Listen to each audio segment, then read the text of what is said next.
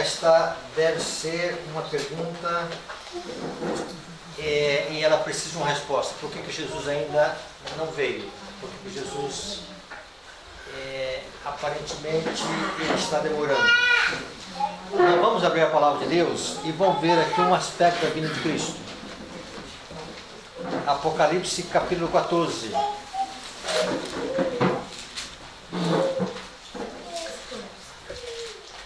Apocalipse capítulo 14.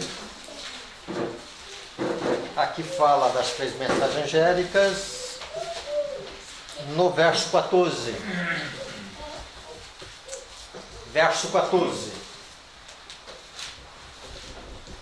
Olhei e eis uma nuvem branca, e sentado sobre a nuvem um semelhante a filho de um homem, tendo na cabeça uma coroa de ouro e na mão uma foice afiada. Outro anjo saiu do santuário, gritando em grande voz para aquele que se achava sentado sobre a nuvem: toma a tua foice e ceifa, pois chegou a hora de ceifar, visto que a seara da terra já amadureceu. E aquele que estava sentado sobre a nuvem passou a sua foice sobre a terra, e a terra foi ceifada. Com essa visão que nós já estudamos aqui algumas semanas atrás, na escola sabatina, no trimestre passado, uma das coisas que nós temos aqui, que Jesus ainda não voltou, é que a seara, ela ainda não está amadurecida. Então nós temos que ter essa visão, que Jesus Cristo, ele só volta aqui assim que o grão estiver amadurecido e pronto para ir para o celeiro. Então essa é a visão, e enquanto isto não acontece, Jesus ele não virá. Quando nós olhamos, irmãos, essa questão do grão amadurecido, da seara amadurecida, nós temos que entender isto e recapitular que nós já sabemos, estudamos aqui em outras ocasiões, que o Espírito de Profecia vai falar para nós o seguinte: o amadurecimento do grão representa a terminação do trabalho da graça de Deus na alma. Pelo poder do Espírito Santo, deve a imagem de Deus ser aperfeiçoada no caráter. Devemos ser completamente transformados à semelhança de Cristo. Amém. Devemos ser completamente à semelhança de Cristo. Então ela fala de 3 coisas aqui. Na realidade, ela está dizendo para nós o que é esse grão amadurecido, o que é essa seara amadurecida. Então o que Deus tem em vista é terminar a sua obra de graça no ser humano, a obra na alma, e isto se dá pelo poder do Espírito Santo, e ela também chama isto a restauração à imagem de Deus.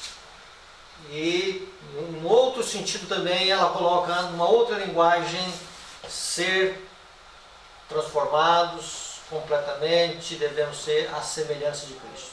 Então, semelhança de Cristo, restauração da imagem e amadurecimento do grão, é o que ela está dizendo para nós aqui nessa noite, é o que está faltando para nós. E todos nós aqui, ou a maioria de nós, sabemos que isso vai se dar como? Através do Espírito Santo, de uma linguagem que nós chamamos, ou a palavra de Deus chama, chuva serôdia. Então a chuva serôdia, ela vem com essa finalidade aqui. Então quando ela cai, a última chuva que cai sobre o cereal, ela cai para preparar o grão para a colheita.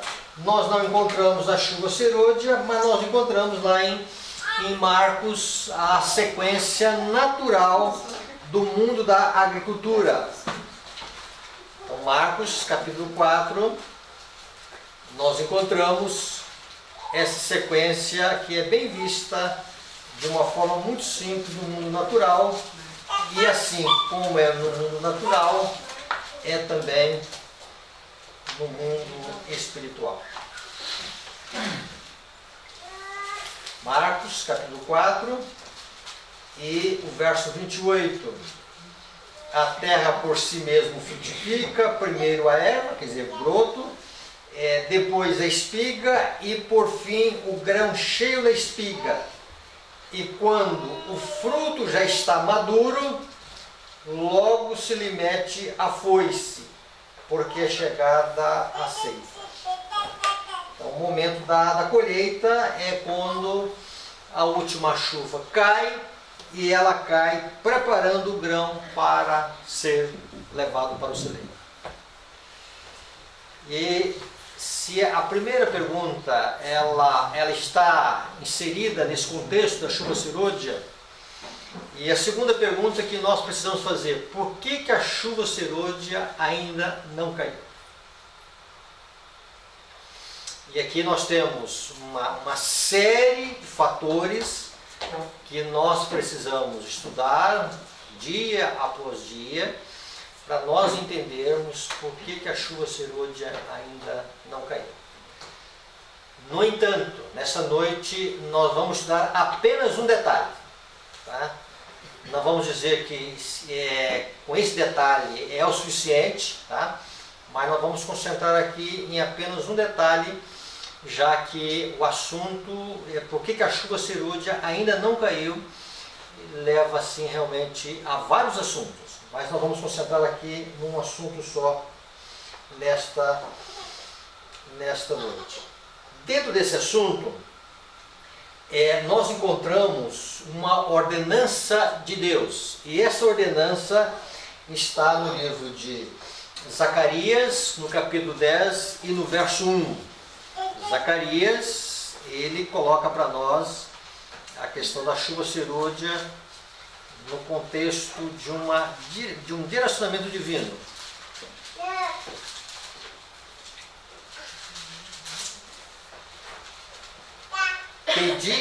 Verso 1, pedi ao Senhor chuva no tempo das chuvas serôdias.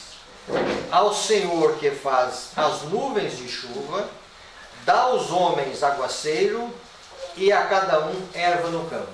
Então aqui vem a exortação, vem aqui o imperativo de Deus: pede. Então a chuva serôdia, ela virá em resposta a um pedido da igreja. Então há vários fatores os quais estão relacionados com a chuva serôdia, voltamos a repetir. Mas nessa noite nós vamos ficar somente nesse pedido aqui, tá? Ou melhor, nesse item aqui.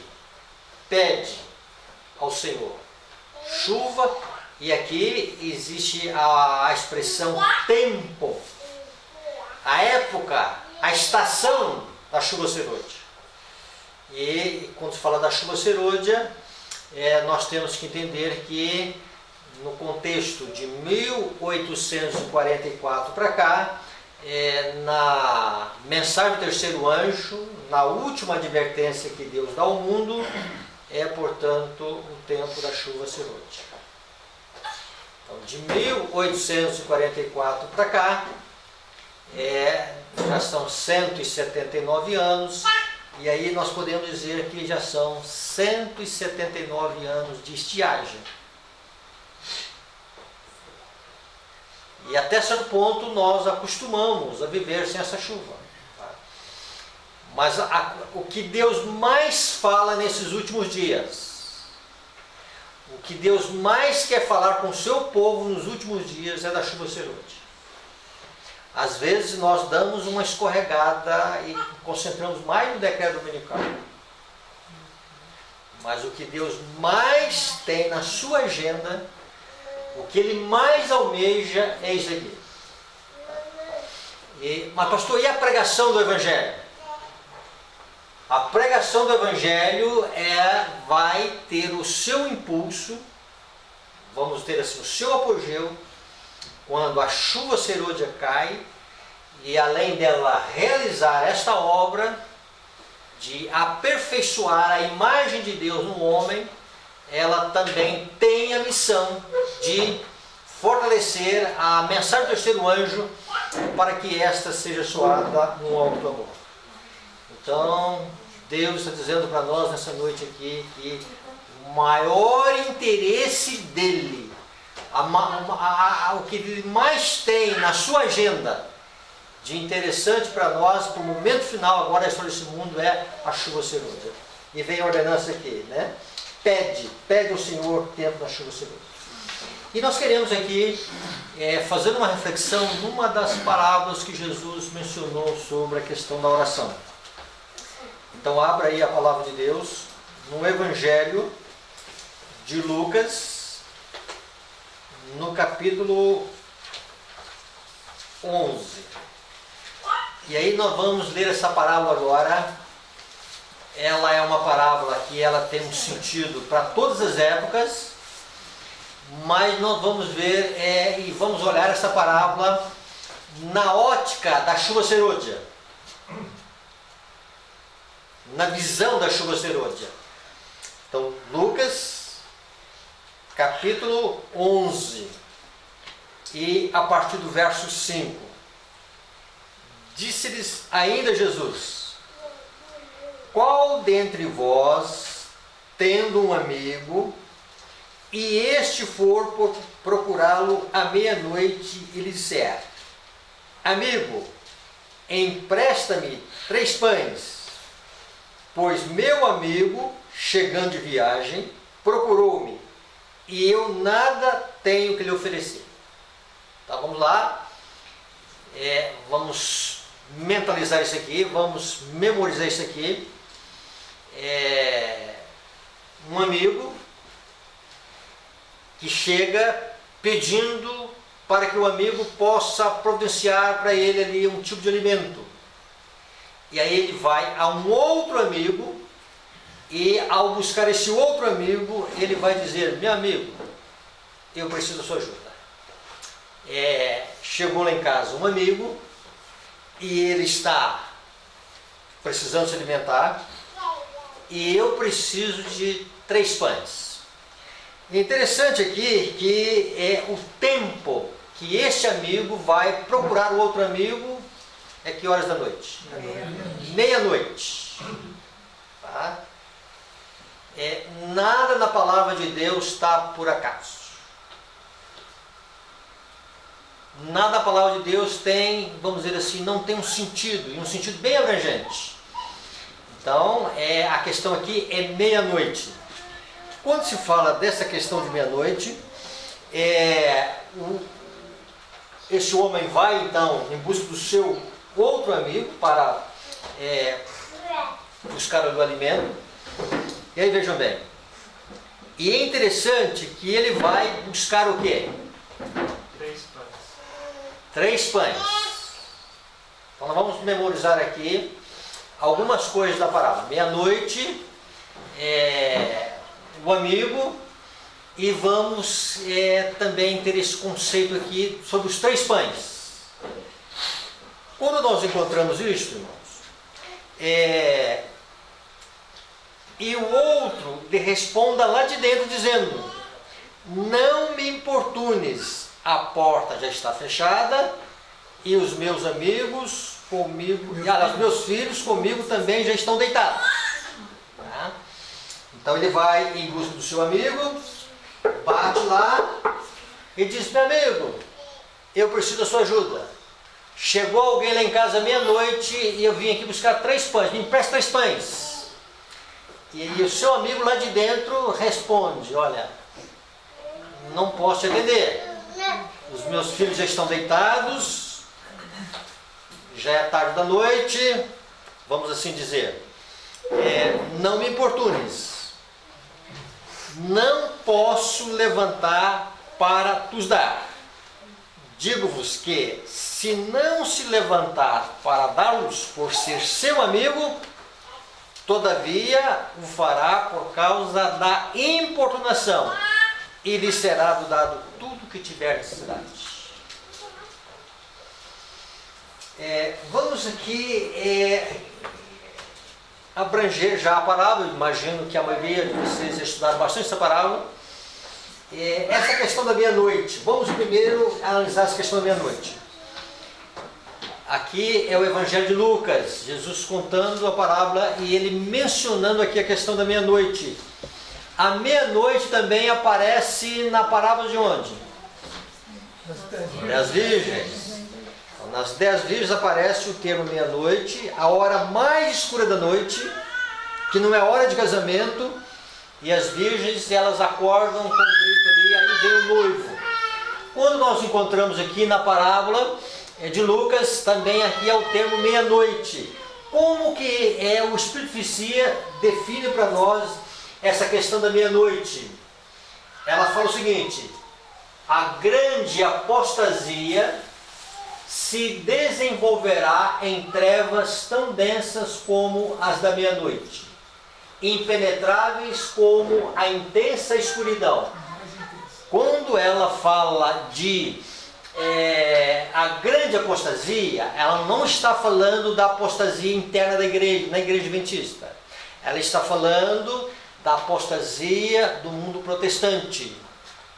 E quando esta apostasia do mundo protestante acontecer, é a evidência da imagem da besta. A imagem da besta, ela está relacionada com esta grande apostasia das professas igrejas ditas do movimento da Reforma Protestante. Então é um período mais escuro. E quando nós encontramos na parábola do amigo que recebeu um amigo em sua casa e que vai em busca de um outro amigo, e aí o que acontece? A questão está à meia-noite. Então, no momento, veja bem aqui o que ela vai dizer. Para o povo de Deus será uma noite de prova, noite de lamentação por causa da palavra de Deus. Mas nesta noite de trevas brilhará a luz de Deus. Chuva serôdia. Amém. E aí o que acontece? Então, irmãos, o tempo da chuva serôdia, a palavra de Deus está dizendo para nós que é o tempo que vai de 1854 até, vamos dizer assim, o alto clamor, quando a chuva serôdia cai sobre o povo de Deus. E essa questão da hora, então, à medida em que as trevas vão se avolumando e vão se tornando cada vez mais densas, como as trevas da meia-noite, vai ser o momento de Deus manifestar a luz da sua glória a este mundo. Dentro desse contexto, irmãos, meia-noite também vai ser a hora do povo de Deus estar batendo como nunca. Senhor, nós precisamos de 3 pães. Mas ainda sobre a questão dos 3 pães, antes de chegar na questão dos 3 pães, vamos usar aqui essa expressão, vamos entender essa expressão amigo. Observe aqui que um amigo buscando um outro amigo. Quem é este amigo que está, vamos dizer lá, dizendo que os filhos estão deitados, não me importunes, não posso dar.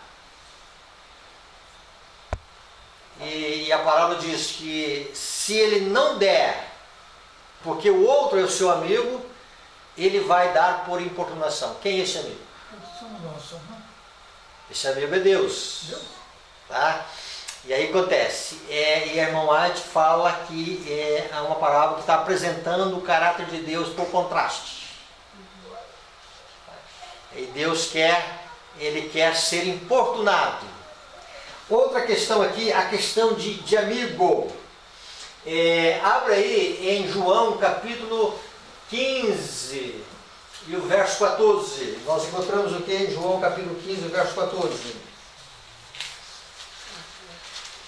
Talvez vocês conheçam o texto de cor, né? Vós sois meus amigos se fazeis o que eu vos mando. Tá? Vós sois meus amigos se fazer o que eu vos mando. Então veja bem, a chuva serôdia virá em cima de um pedido e em cima de um povo obediente. Atos 5,32 que diz lá que Deus dá o Espírito Santo àqueles que lhe obedecem. Então, a obediência, tá, faz com que nós sejamos amigos de Deus. E batendo na porta, nós vamos importunar a Deus, e Deus então, Ele vai dizer o seguinte para nós, né? Não me importunes. Deus quer ser importunado? Sim. Sim ou não? Sim. Temos nós importunado a Deus? Temos nós, o nosso pensamento tem se absorvido muito sobre as questões da chuva serôdia. Irmãos, vejam bem, dentro desse aspecto, Jesus ele continua colocando a parábola e colocando agora a resposta que Deus quer que nós tenhamos nos altos céus. Então vamos voltar ao livro de Lucas, no capítulo 11, e vamos entender esse momento final. Lucas 11.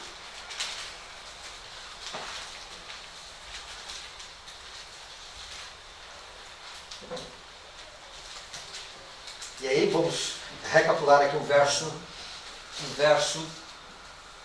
8. Digo-vos que, se não se levantar para dá-los por ser seu amigo, todavia o fará por causa da importunação, e lhe dará tudo que tiver necessidade. Por que 3 pães? 3 traz a ideia para nós de quê? Aquele Espírito Santo, Trindade. O Deus triuno. Quando Deus der a plenitude do Espírito Santo, Deus estará dando a si mesmo na pessoa do Espírito Santo. Amém. Amém. Deus já deu a si mesmo na pessoa do seu Filho na cruz. Agora Deus quer dar a si mesmo na pessoa do Espírito Santo na plenitude. Amém. E quando Deus der a si mesmo na pessoa do Espírito Santo, vai cumprir aquilo que nós estamos estudando no livro de Efésios, né? Paulo está orando para que ele tome o nome de toda a família que há no céu e na terra, para que sejam tomados de toda a plenitude de Deus. Irmãos, isto é o maior privilégio, o auge da vida cristã, é ser tomado toda a plenitude de Deus.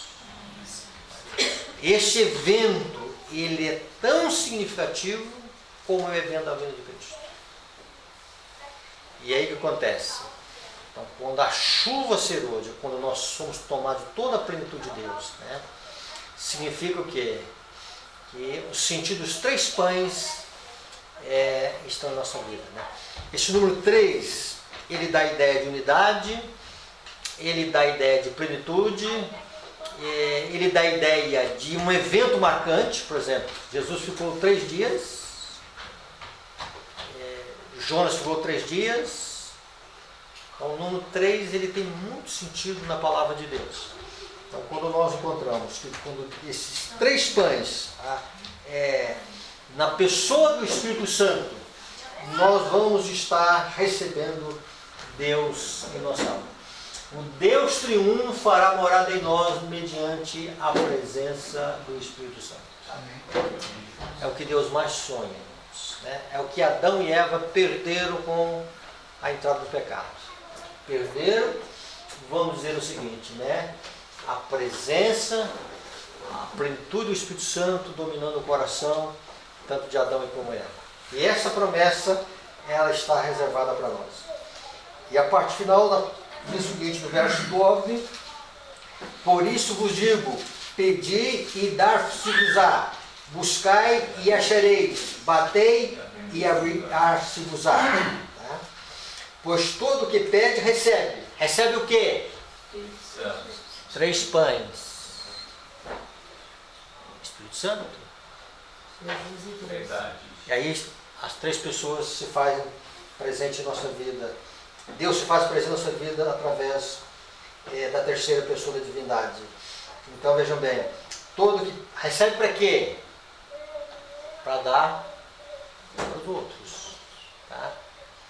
Vejam bem, olha o sentido aí da missão. E aí vejam bem, dar-se-vos-á, buscai e achareis, batei e abrir-se-vos-á, pois todo o que pede recebe, o que busca encontra, e a quem bate abrir-se-lhe-á. Qual dentre vós é o pai, se o filho lhe pedir pão, lhe dará uma pedra? Ou se lhe pedir um peixe, lhe dará em lugar de peixe uma cobra? Ou se lhe pedir um ovo, lhe dará um escorpião? Ora, se vós que sois maus, sabeis dar boas dádivas aos vossos filhos. Então, na dádiva do Espírito Santo estão todas as dádivas que Deus quer dar para nós nesses últimos dias. Amém. Deus não quer dar muitas bênçãos para nós. Deus só quer dar uma bênção para nós.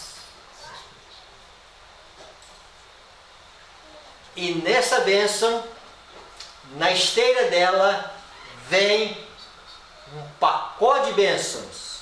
Se você quiser chamar isso dentro da visão de Malaquias, bênçãos sem limites, né? Deus derramando essas bênçãos sobre a nossa vida. Pode dizer, irmão, tá? Deus abrindo as janelas, porque a porta já foi aberta no santuário. Tá? Agora Deus quer abrir mais ainda, irmão. Deus quer abrir mais ainda. Deus quer extravasar as bênçãos que estão contidas na sua graça, para que elas estejam em nossa vida. Para quê, irmãos? Para que a gente possa viver a vida que Deus quer que nós vivamos e possamos ajudar a alimentar o mundo. Amém. Dentro desse contexto, irmãos, Jesus termina dizendo o seguinte, né? Sabeis dar boas dádivas aos vossos filhos, quanto mais o Pai Celestial dará o Espírito Santo àqueles que lhe o pedirem. O Espírito Santo, irmãos, ele só vem em resposta a um pedido. Por quê? Adão e Eva jogaram essa bênção fora.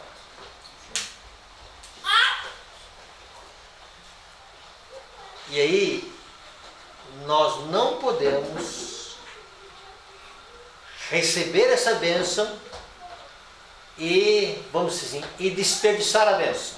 É o contexto de Tiago. Desperdiçar a bênção. E aí Deus quer que essa bênção seja a bênção depois da cruz do Calvário, ou junto com a cruz do Calvário, a bênção mais valorizada em nossa vida. Amém. A plenitude do Espírito Santo.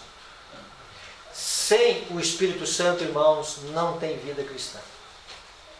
Sem o Espírito Santo não tem crescimento espiritual. Sem o Espírito Santo não tem, vamos dizer assim, santificação. Sem o Espírito Santo não tem a aplicação da justiça de Cristo em nossa vida.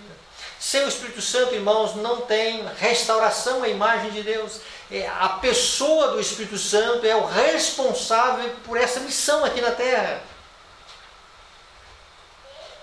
E aí vem a pergunta: por que nós pedimos tão pouco essa bênção?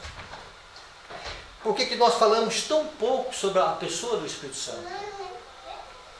E às vezes queremos viver a vida cristã sem o Espírito Santo. E até advogamos alguns conceitos, e até realizamos algumas coisas, mas nós estamos muito aquém do que Deus quer que nós tenhamos. Existe um capítulo que seria bom que todos nós lêssemos, principalmente em casa. O livro Testemunhos para Ministros, ele tem um capítulo específico, que ele abrange lá o que é, esse texto que nós vimos inicialmente, ele está também nesse capítulo. Ele fala o que é a chuva serôdia, e ele vem pontuando para nós o que deve acontecer na nossa vida em relação à chuva serôdia. Existe aqui um pensamento nesse livro que diz: a dispensação em que vivemos deve ser para os que pedem a dispensação do Espírito Santo. Pedir a bênção. Então, o tempo que nós estamos vivendo é o tempo de pedir a bênção de Deus. E aí nós temos que pedir com fé, nós temos que pedir com perseverança, e ela vai dizendo que podemos ter uma medida do Espírito de Deus. O que significa isso? Possa ser que em algum momento o Espírito Santo atua em nossa vida. Ela diz: mas tanto pela oração como pela fé, devemos buscar continuamente mais do Espírito. Nunca dá resultado cessarmos os nossos esforços. Se a igreja primitiva foi necessário 10 dias para que a bênção viesse, interessante lá que durante os 10 dias eles tiveram lá uma oração perseverante e eles estiveram unidos em oração. O que estava no coração de um estava no coração do outro. O desejo de um estava no desejo do outro. O que um buscava, o outro buscava. E durante 10 dias eles foram buscando de uma forma persistente. E se nós fizermos assim, irmãos, nós seremos agraciados com uma plenitude de bênçãos. Amém. Precisamos pedir a bênção de Deus. Eu fico olhando que às vezes nesses encontros nossos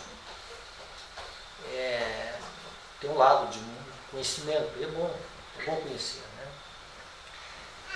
Mas se isso aqui não acontece na nossa vida no dia a dia, irmãos, tá? A gente pode fazer gráfico aí da besta, a besta dá assim, porque a besta agora vai aparecer assim, porque agora está faltando isso, porque não vai resolver o nosso problema. Tá? Sem o Espírito Santo, nós não vamos conseguir sobreviver à crise. Certeza. Não tem a mínima possibilidade disso. Sem essa experiência e essa comunhão com o Espírito Santo, nós não temos, vamos dizer assim, a mínima condições de atravessar esse momento de prova e esse momento de, vamos dizer assim, tempestade que virá logo adiante. Qual deve ser então a nossa atitude em relação a isso, né? Nós devemos começar a ter uma experiência pedindo a Deus o poder do Espírito Santo.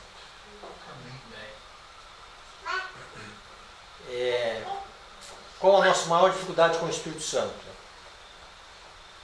Nós não queremos ceder. Se nós não quisermos ceder, ele não vai fazer a obra. E aí nós temos que pedir com fé. E junto com esse desejo de fé, nós precisamos pedir com o desejo de que realmente Ele venha fazer uma obra em nossa vida. Amém. Que a nossa oração seja: nós queremos a bênção. Dentro desse conceito, irmãos, para nós terminarmos, primeira coisa, nós estávamos agora no Nordeste falando com um grupo de pastores, depois falamos com a igreja, e lá nós mencionamos o seguinte: que a maior necessidade que nós temos é do Espírito Santo. Outra coisa, também por onde a gente anda, nunca nós presenciamos tanto um ou outro coração entendendo esta necessidade. Então, com os olhos da fé, comece a enxergar uma grande corrente de oração envolvendo a terra. E aí você fazendo parte dela. Tá? Uma grande corrente aqui, ali, um aqui, outro ali, outro ali. Senhor, dá-me teus pés. Dá-me a tua plenitude, Senhor. Amém. Dá-me a tua graça. Senhor, eu não conseguirei sobreviver espiritualmente. Senhor, eu não consigo viver a vida cristã. Senhor, eu não consigo cumprir a missão que o Senhor colocou sobre nós. Senhor, eu não consigo viver a dimensão da tua santa lei. Senhor, eu não consigo sair nem do desânimo que eu estou na vida. Senhor, eu não consigo sair nem desse, vamos dizer assim, redemoinho que a vida colocou sobre mim. Senhor, eu preciso da tua graça, eu necessito do teu poder. Então, irmãos, comece a enxergar que uma grande corrente de oração está se formando nesse mundo, né? E aí uma das coisas que Deus está tocando no meu coração é: Jorge, comece a orar, comece a ter uma oração particular como você nunca teve. Porque Deus quer que esta oração, que é chamada aqui a oração da importunação, mas é a oração que a plenitude das bênçãos vão cair sobre o povo de Deus. Amém. Nesta noite, o que você gostaria, no seu íntimo, no seu coração, dizer para o Espírito Santo? O que você gostaria que o Espírito Santo fizesse na sua vida? O que você gostaria que, nesse final de semana aqui, ele fizesse no seu coração? Uma das coisas, irmãos, que vamos dizer, eu me alegro com o Espírito Santo é quando ele revela algum pecado no meu coração. Eu dou graças a Deus por isso. Quando alguma coisa eu não consigo enxergar por mim mesmo, e ele vai lá e mostra: você tem que renunciar a isso aqui. Ainda que traga algum desconforto para a vida, ainda que traga em algum momento algum pesar no coração, mas eu me alegro. Esta é a missão do Espírito, irmãos: convencer do pecado, justiça e do juízo. E quando o Espírito Santo convence do pecado, da justiça e do juízo, aí o que acontece? Irmãos, Cristo começa a ser muito especial. Amém. Sem o Espírito Santo nós não podemos conhecer a Cristo. Sem o Espírito Santo, Cristo é apenas um personagem histórico para nós. Sem o Espírito Santo, irmãos, Paulo diz, nós não podemos dizer Senhor Jesus. E se nós não falamos Senhor Jesus sem o Espírito Santo, nós não sabemos o que estamos dizendo. Nós precisamos, irmãos, entender essa missão do Espírito. Na semana passada eu conversei com um líder de uma igreja e ele disse: pastor, o Espírito Santo está me incomodando. E eu estou vivendo uma vida assim muito rasa na esfera cristã. E Deus está querendo aprofundar em mim aonde eu estou errando em relação a Ele, para que Jesus seja especial na minha vida. Querido irmão, querida irmã em Cristo, abramos o nosso coração ao poder do Espírito Santo nesse final de semana. Que a nossa oração nesse final de semana seja: vem Santo Espírito. Senhor, não me deixe viver sem o teu Santo Espírito. Que falte tudo em minha vida, mas que não falte o Espírito Santo. Amém. Que bênção, irmãos. Você quer dizer alguma coisa para Deus no seu coração? Lá, só você. Diga para Ele agora nesse momento.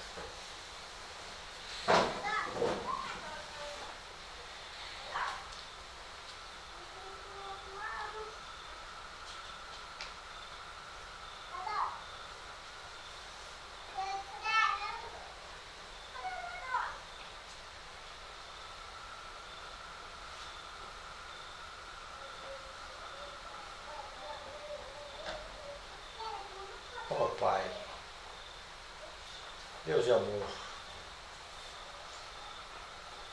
foram muitos projetos, Senhor, que foram feitos aqui esse final de semana.